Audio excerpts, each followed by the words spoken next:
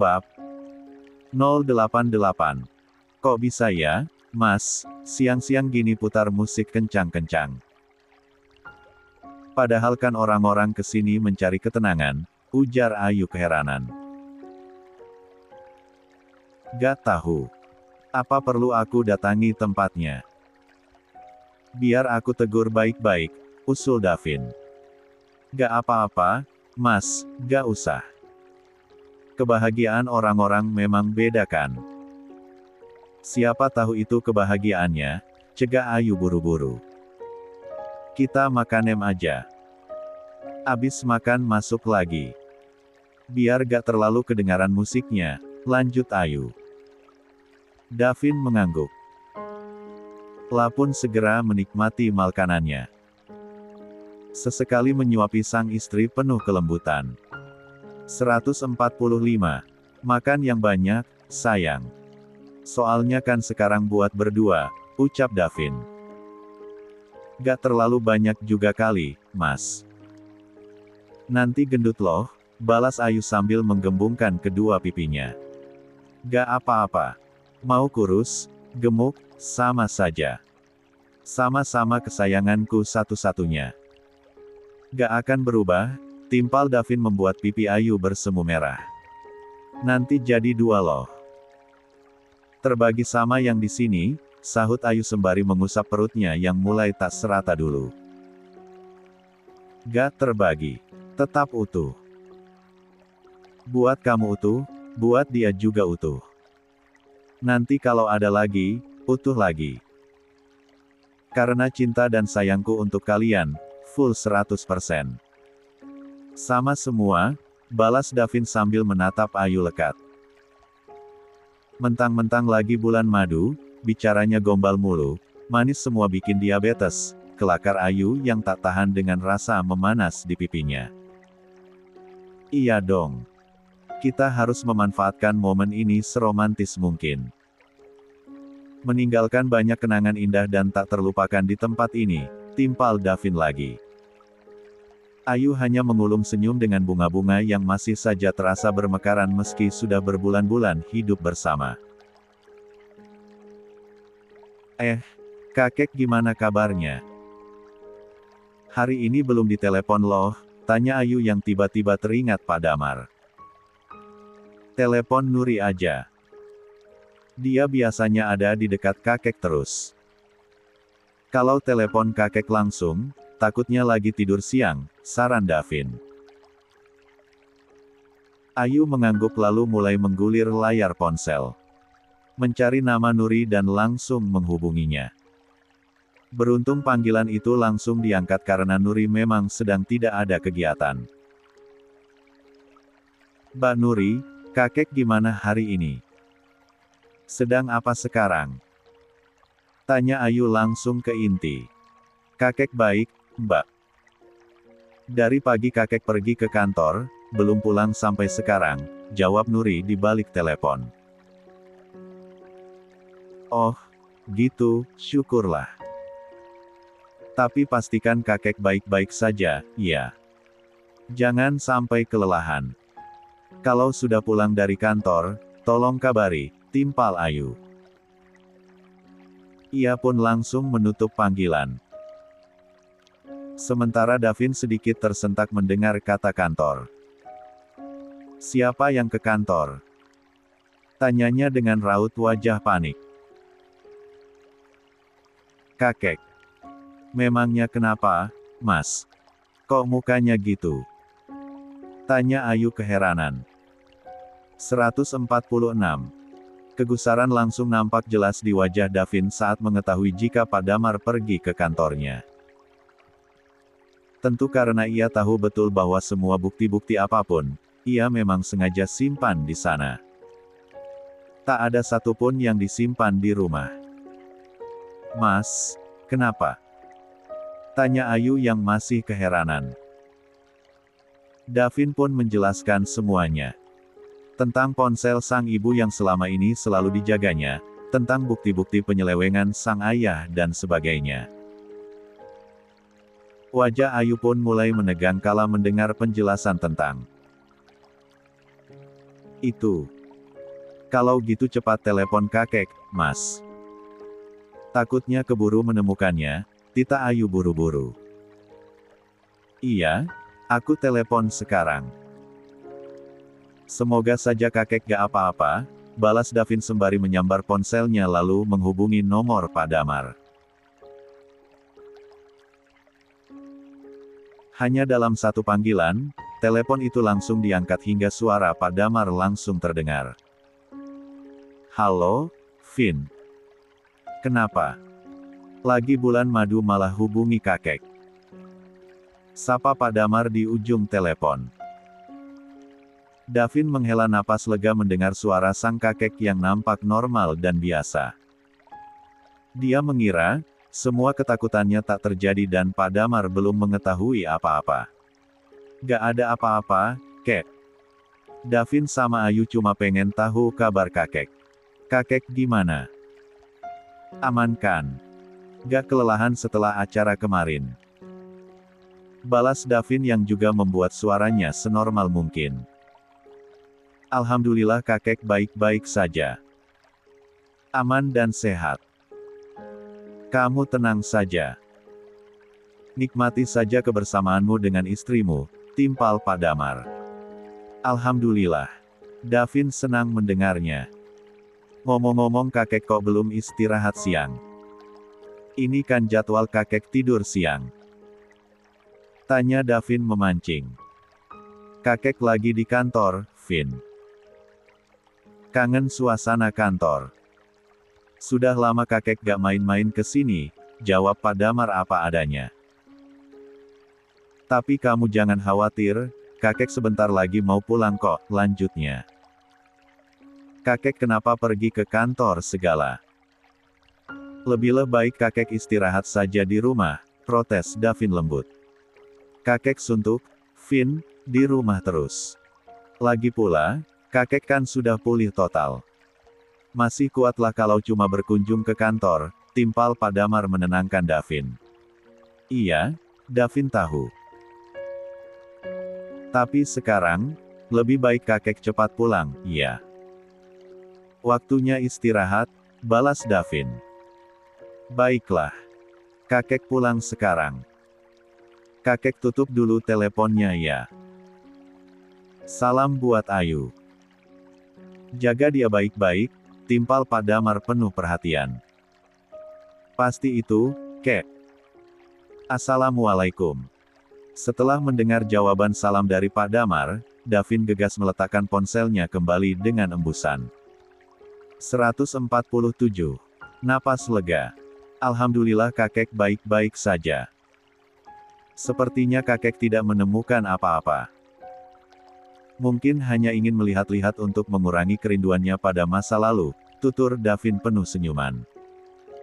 Alhamdulillah. Ikut lega dengarnya, balas Ayu sambil tersenyum. Masuk, yuk. Musiknya belum berhenti juga. Bikin bising aja. Ajak Davin sambil mengulurkan tangannya pada Ayu.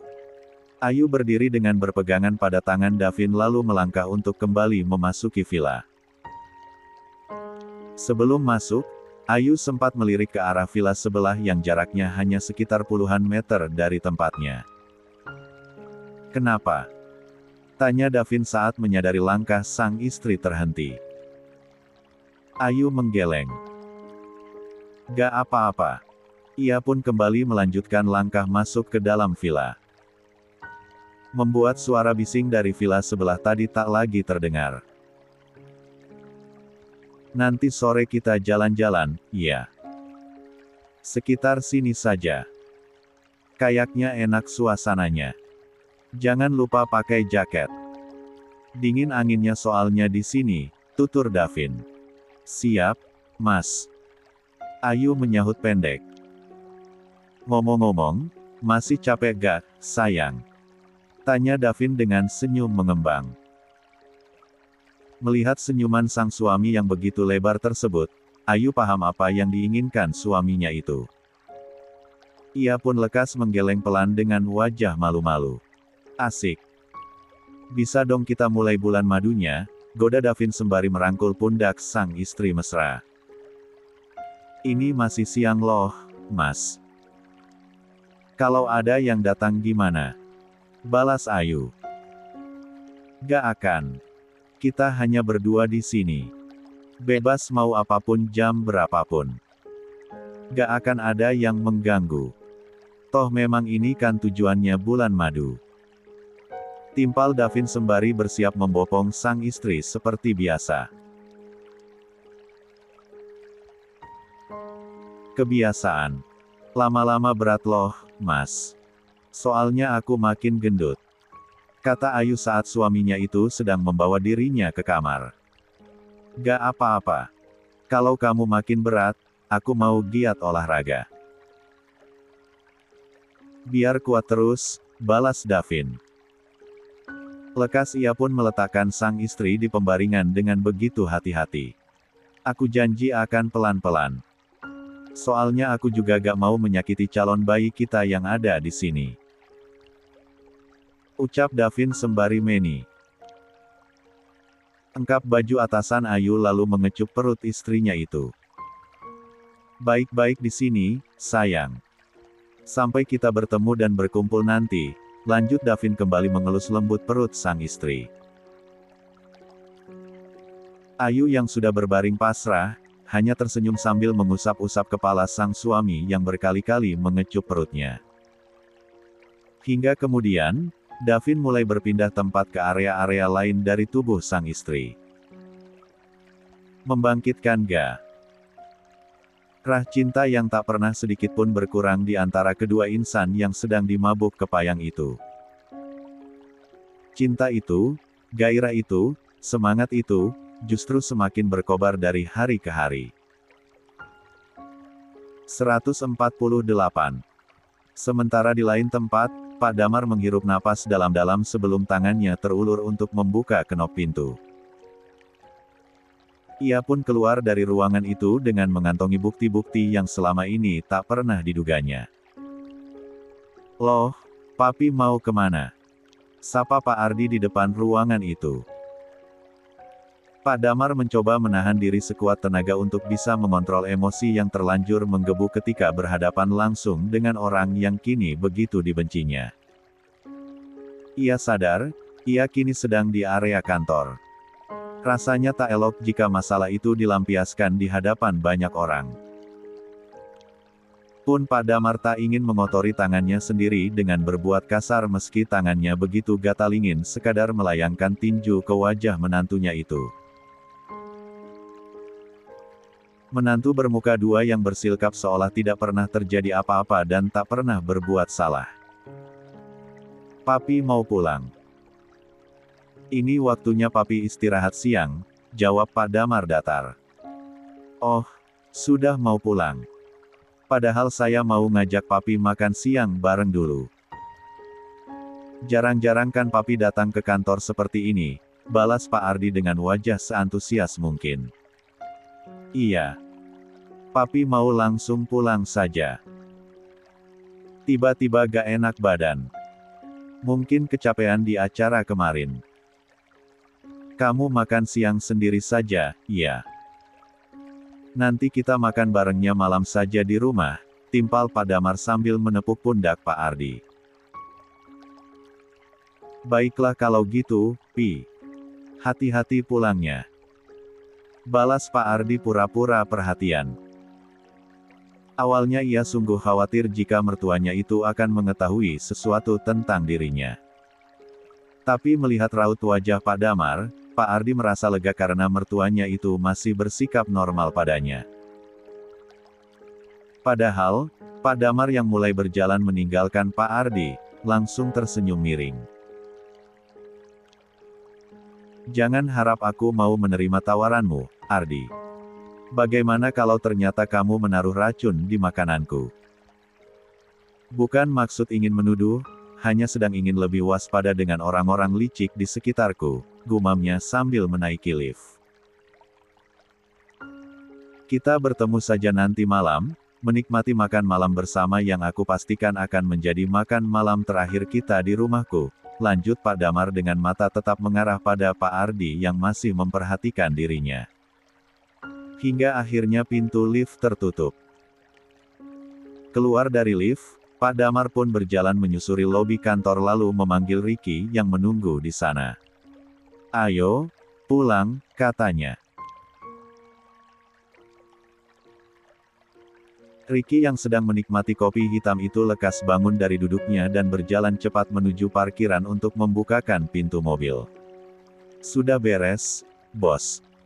tanya Ricky begitu Pak Damar duduk di joknya. "Sudah," Pak Damar menyahut singkat. Pun Ricky langsung melajukan mobilnya. "Ceritakan tentang Davin waktu saya lagi koma," pinta Pak Damar pada Ricky tiba-tiba. Ricky yang mendapat pertanyaan seperti itu, refleks menginjak rem hingga mobil berhenti. Raut wajahnya mendadak tegang dan salah tingkah. "Kenapa kamu kaget seperti itu?" "Aku cuma minta bercerita," tukas Pak Damar tegas. "Ceritalah, saya sudah tahu semuanya. Tak perlu ada yang ditutup-tutupi lagi," lanjutnya pada Ricky. 149. Ricky menelan ludah. "Apa yang bos maksud?" "Tahu apa?" tanya Ricky takut-takut. "Tahu tentang kelakuan papanya Davin sama ibu tirinya itu. Termasuk anak tirinya. Tapi pastikan kamu diam saja. Jangan bilang-bilang ini pada siapapun. Apalagi Davin. Dia sedang menikmati liburannya. Jangan diganggu," jawab Pak Damar. Ricky menghela napas panjang. Rahasia besar yang turut ia tutupi selama ini atas perintah Davin, akhirnya kini terkuak juga. Sembari kembali melajukan mobilnya, Ricky pun mulai bercerita tentang perjalanan hidup Davin selama kabur dari rumah. Tentang Davin yang tinggal di kosan dengan hujatan banyak orang di sekelilingnya, tentang keseharian Davin dan sebagainya. Di kosan itulah bos Davin dan Mbak Ayu bertemu. Mbak Ayu yang sama sekali tak mengetahui siapa bos Davin yang sebenarnya, tutur Ricky mengakhiri ceritanya. "Kasian Davin. Setelah ibunya tiada, hidupnya jadi terlunta-lunta. Papanya malah ikut menjatuhkan dia dan membuat hidupnya semakin terpuruk. Beruntung dia bertemu wanita sebaik dan setulus Ayu. Kalau tidak, mungkin makin kacau saja hidupnya," cicit Pak Damar dengan tatapan nanar. "Benar sekali, bos. Tapi saya senang, bos Davin sekarang akhirnya bahagia," balas Ricky. "Tidak, selama para pengkhianat itu masih ada di sekeliling Davin dan keluarganya, saya tidak akan tenang," timpal Pak Damar penuh kekhawatiran. "Ricky, apa kamu mau membantu saya mengusir para benalu tak tahu diri itu dari rumah?" lanjut Pak Damar. "Tentu saja, bos. Memangnya apa yang harus saya lakukan?" tanya Ricky bersemangat. Tentu karena ia juga ikut geram dengan kelakuan sepasang suami istri tersebut. 150. Cuaca sore itu sangat cerah dengan angin sepoi-sepoi yang sesekali berembus. Matahari yang siang tadi begitu gagah menyinari, kini mulai redup dan sedang bersiap untuk segera tenggelam. Langit biru dihiasi awan putih pun berarak indah di atas sana. "Sudah siap, sayang? Keburu kesorean." Davin menyembulkan kepalanya di pintu kamar, menatap Ayu yang sedang mengenakan jaket merah muda berbulu lembut. Ayu menoleh kemudian mengangguk. Lapun lekas berjalan menghampiri Davin dan mengaitkan lengannya di tangan sang suami. "Ayo," katanya begitu bersemangat. Sepasang suami istri itu keluar dari villa dengan wajah sumringah. Bergandengan tangan menyusuri jalanan kecil untuk berjalan-jalan sore di sekitar sana saja. Setahu Davin, tak jauh dari villa itu ada taman luas di mana banyak tumbuhan di sana. Tempat yang sering dikunjungi para wisatawan yang sedang liburan di daerah puncak. Dingin, gak?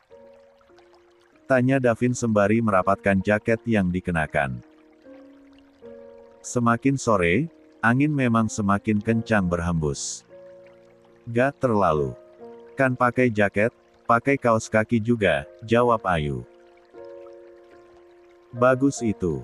Jangan sampai masuk angin, ya. Soalnya di sini hawanya dingin. Apalagi kalau nanti malam. Makanya tidurnya pelukan terus. Jangan jauh-jauh, balas Davin sambil tersenyum lebar. Alasan. Itu mah maunya. Ayu mendelik manja.